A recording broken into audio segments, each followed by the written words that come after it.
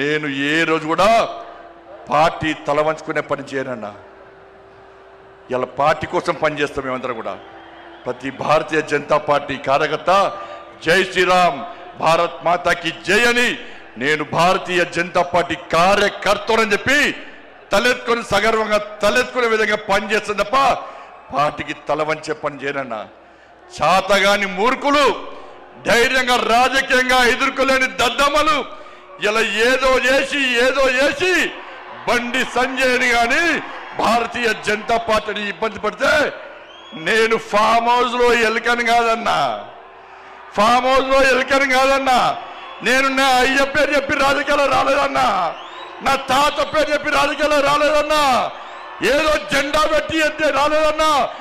నేను కాశాపు జెండాను, కమలపు జెండాను భుజం మీద మోసుకొని సామాన్య కార్యకర్తగా నా రాజకీయం ప్రారంభించి ఒక రాష్ట్రీయ స్వయం సేవక, ఒక ఏబీవీపీ కార్యకర్తగా, ఒక యువమోర్చా కార్యకర్తగా, ఒక నరేంద్ర మోడీ శిష్యునిగా భారతీయ జనతా పార్టీ కార్యకర్తగా పనిచేస్తున్నప్ప సగర్వంగా భారతీయ జనతా పార్టీ కార్యకర్తని తలెత్తుకొని తిరిగి పనిచేస్తున్నప్ప తల వంచే పని చేయన్నా. నన్ను నమ్మండి అన్నా, తప్పుడు ప్రచారం నమ్మకండి అన్నా. మా ఎంబడి ఉండండి, ఇక వదిలిపెట్టే ప్రసక్తే లేదు.